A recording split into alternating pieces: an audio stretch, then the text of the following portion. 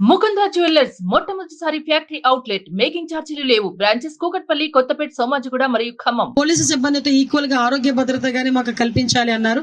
So నా దృష్టికి ఈ రోజు జైలు సిబ్బంది తాలూకా ఆరోగ్య భద్రత విషయంలో ఈ రోజు మా దృష్టి కూడా వచ్చింది. మేము కూడా మా సెక్రటరీ గారితో కూడా మాట్లాడాం, గవర్నమెంట్ తో కూడా మాట్లాడి వాళ్ళకి కూడా ఆరోగ్య భద్రత కల్పించేటట్టుగా మేము కూడా సమాయత్తం అవుతాం. అట్ ద సేమ్ టైం వాళ్ళందరికీ కూడా సహకరిస్తాం. ఎందుకంటే బయట అవుట్ సోర్సింగ్ పనిచేసే వాళ్ళకే ఆరోగ్య భద్రత ఉంటూ ఇన్ని ల్యాక్స్ అని చెప్పి ఉంటుంది. బట్ విషయం ఏంటంటే ఇంత సర్వీస్ చేస్తూ ఉన్న వీళ్ళకి ఆరోగ్య భద్రత లేకపోవడం నిజంగా ఈ రోజు మా దృష్టికి వచ్చింది. డెఫినెట్ గా మేము దాని మీద సీరియస్ గా తీసుకొని వాళ్ళకి ఆరోగ్య భద్రత కల్పించే దిశలో మేము ముందుకెళ్తామండి. అదేవిధంగా వాళ్ళ ఈఎల్స్ గురించి అన్ని కష్టాల గురించి చెప్పారు. కంపల్సరీగా ఈ గవర్నమెంట్ ఏదైతే ఉందో ఈ గవర్నమెంట్ అన్ని పోలీస్ శాఖ విషయంలో జైలు సిబ్బంది కానీ ఫైర్ సిబ్బంది కానీ వీళ్ళందరికీ కూడా ఫెసిలిటీస్ కల్పించి వాళ్ళతో పని చేయాలనే దృక్పథంతోనే గవర్నమెంట్ కూడా ఉంది. ఇందులో విషయం ఏంటంటే నిజంగా ఒక చిన్న నేను లోపలికి వెళ్ళేసరికి వన్ ఆఫ్ ద మూమెంట్ లో కొంచెం ఎమోషనల్ కూడా అయ్యా. ఎక్కడ అయ్యానంటే స్వప్న బ్లాక్, స్నేహ బ్లాక్, అది కూడా ఒకసారిగా కొంచెం ఇబ్బంది పడే పరిస్థితి వచ్చింది. స్నేహ బ్లాక్ దగ్గరికి వెళ్ళేసరికి లోపలికి వెళ్ళి చూసాము, ఆ ఫెసిలిటీస్ అన్ని అక్కడ ఉన్న అన్ని చూసాం. కాకపోతే 53 రోజులు మా నాయకుడు ఏ నేరము చేయకుండా 53 రోజులు ఆ స్నేహ బ్లాక్ లో ఉండడం అన్నది నిజంగా ఆ సిచ్యువేషన్ చూసేసరికి నిజంగా మేమందరం కూడా చాలా ఎమోషనల్ గా ఫీల్ అవ్వాల్సిన పరిస్థితి వచ్చింది. బట్ అదే అంటారు కదా, రోజులు అన్నీ ఒకలా ఉండు. ఈరోజు అదే బ్లాక్ మేము కూడా విజిటర్స్ కింద వెళ్ళాం. అది బ్యూటీ ఆఫ్ డెమోక్రసీ. వాసు గారిని కూడా తీసుకెళ్లి ఏ బ్లాక్ లో పెట్టారు? స్నేహ బ్లాక్ రూమ్ నెంబర్ 11 లో పెట్టారు. ఆయన చూసుకున్నారనమాట, ఈ బ్లాక్ లో నేను ఉన్నాను, నన్ను పెట్టారు ఈ బ్లాక్ లో కూడా నన్ను. అంటే ఓవరాల్ గా అయిపోయిందంటే బ్యూటీ ఆఫ్ డెమోక్రసీ అదే. సో ఈ రోజు అదే జైలు దగ్గరికి విజిటర్ గా మేము అక్కడికి వెళ్ళి చూసి వాళ్ళ పరిస్థితులు చూసుకుని వచ్చే పరిస్థితి వచ్చింది.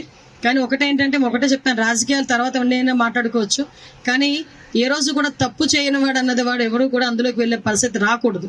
అదే మేము అందరం కూడా కోరుకుంటున్నాం. సో కానీ అన్ని కూడా ముందుంటాం. ఇంకో విషయం చెప్పాలండి, లాస్ట్ టైం వైజాగ్ నేను సెంట్రల్ ప్రెసిడెంట్ విజిట్ చేసినప్పుడు ఇంచుమించుగా 11 నెలల వరకు ఫుడ్ బిల్స్ కూడా ఆ రోజుకి ఇవ్వలే. 11 నెలల ముందు నుంచి ఫుడ్ బిల్స్ కూడా ఇవ్వలే.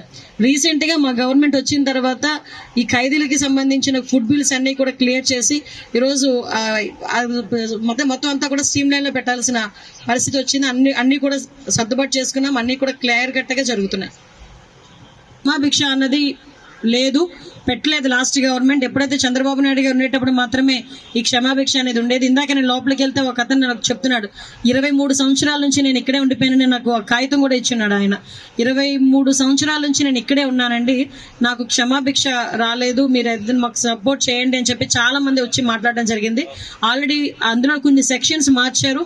దాని గురించి కూడా డిపార్ట్మెంట్ వైజ్ గా మేము అందరం కూడా ఒకసారి చర్చించి దాని మీద ఎటువంటి నిర్ణయం తీసుకొని యాజ్ ఎర్లీ యాజ్ పాసిబుల్ మళ్ళీ క్షమాభిక్ష అనేది తిరిగి లైమ్ లైట్ లోకి తీసుకొచ్చే పరిస్థితి కనిపిస్తా ఉందండి. అదేవిధంగా పెరోల్ విషయంలో కూడా ఒకసారి మేము అందరం కూడా స్క్రూటనైజ్ చేయాలి. అందుకే డిపార్ట్మెంట్ వాళ్ళతో కూడా మేము మాట్లాడడం జరిగింది.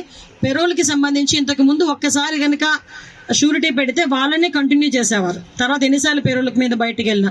కానీ ప్రతిసారి కూడా వాళ్ళని వేరే షూరిటీస్ పెట్టాలి అనుకునేటప్పుడు వాళ్ళకి ఇబ్బంది అయ్యి పెరోల్ మీద కూడా బయటకు వెళ్ళే పరిస్థితి కనిపించట్లేదు. దాని మీద కూడా మేము దృష్టి పెడతాం.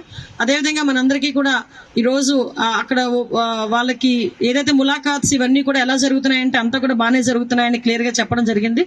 ఓవరాల్ గా చెప్పాలంటే జైళ్ల సంరక్షణకి ఖైదీల వెల్ఫేర్ విషయంలోని అన్ని విషయాల్లోని గవర్నమెంట్ ముందుంటుందన్న సంగతి మీకు తెలియదు. రన్నింగ్ లో ఉందండి. మోస్ట్ ప్రాబబ్లీ అక్టోబర్ 2 అనుకుంటున్నా. గవర్నమెంట్ మనకు దృష్టిలో పెట్టాం కాబట్టి మనం చేసుకోవచ్చు.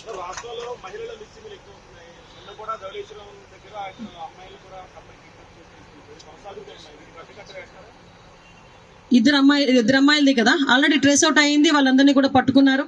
ఎవరైతే వాళ్ళు తీసుకెళ్లారో ఆ పిల్లల్ని కూడా పట్టుకోవడం జరిగింది, వాళ్ళని కూడా పట్టుకోవడం జరిగింది. ఓవరాల్ గా ఇక్కడ ఒక విషయం చెప్పాలండి, ఎక్కడ ఏం జరిగినా పోలీసులు చాలా ఫర్మ్ గా వర్క్ చేస్తున్నారు. పోలీసులు విత్ ఇన్ 48 అవర్స్ లో గానీ ఎక్కడ పెద్ద కేసు అయితే విత్ ఇన్ 1 వీక్ లో మాత్రం వాళ్ళందరినీ కూడా పట్టుకుని వాళ్ళందరినీ కూడా రిమాండ్ కి పంపించి పోక్సో యాక్ట్ అయితే పోక్సో యాక్ట్ కట్టి ఇమీడియట్ గా ఫాస్ట్ ట్రాక్ కోర్ట్స్ కూడా ఏర్పాటు చేసుకుని అక్కడ శిక్ష పడేదానికి ఇంచుమించు 3-4 నెలల్లోనే శిక్ష పడేదానికి కూడా పోలీస్ డిపార్ట్మెంట్ వాళ్ళు వాళ్ళ కార్యక్రమాలన్నీ కూడా పూర్తి చేస్తున్నారు. ఎక్కడా కూడా ఎటువంటి నెగ్లిజెన్సీ లేదు.